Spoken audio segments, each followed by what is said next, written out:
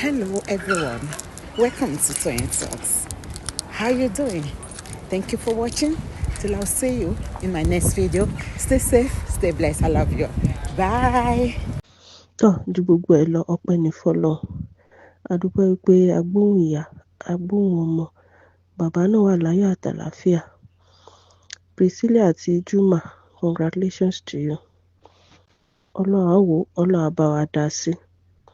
Ẹ̀gbọ́n ọmọ ni yóò jẹ́ láṣẹ Èdùmàrè. Àǹtí Ìyábọ̀, latest grandma, mo congratulate yín o, ẹ kú oríire. A dúpẹ́ lọ́wọ́ Ọlọ́run pé ọ̀tá ò padà yọ̀ yín. Ọpẹ́ ni f'Ọlọ́run. Lizzy, ara ta ẹ́ gan-an, ara ń ta ẹ́ gan-an. Ó dẹ̀ jẹ́ kátẹ́gùn fẹ́ sílẹ̀. Bó ṣe rí information pé Priscilla ti bímọ bá ó sáré bẹ́ síta, ó wá ń tojọ́ orí burúkú. Mo dẹ̀ rántí pé ọ̀sán àná yẹn ló ṣe ń sọ wípé tóyún kan bá wà ní 7 months ni ó ṣe máa jáde. Tóyún ò bá ti pé 7 months kò ní tí ì yọ jáde.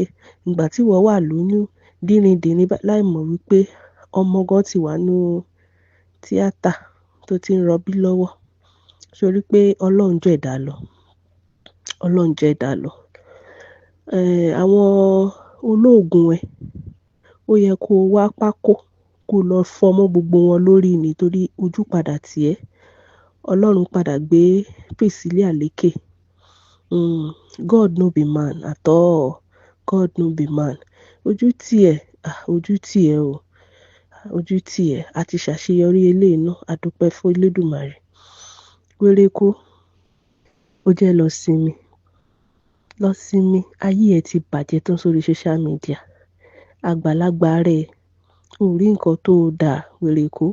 Ó wá ń sọ fún wa níjẹta, ó ní àti kékeré ni wọ́n ti ní sunburn. Báwo làgbàlagbà ṣe máa parọ́ bẹ́ẹ̀ yẹn? Ó ní láti bébì. Àti bébì ni wọ́n ti ní sunburn torí Ọlọ́run. Ìgbà wo ló wá bẹ̀rẹ̀? Ṣé láti inú oyún ni? Ṣé láti inú oyún ni? Wà á máa sọ̀rọ̀, o ò kí ń ronú. Kó tó sọ̀rọ̀, o ò ní ronú kọ́rọ̀ yẹn tó jáde lẹ́nu ẹ̀. Wà á máa parọ́ káàkiri.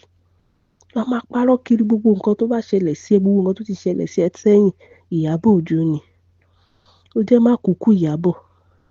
Má kúkú Ìyábọ̀ o. Máa ronú o. Wo hypertension, ó rí i.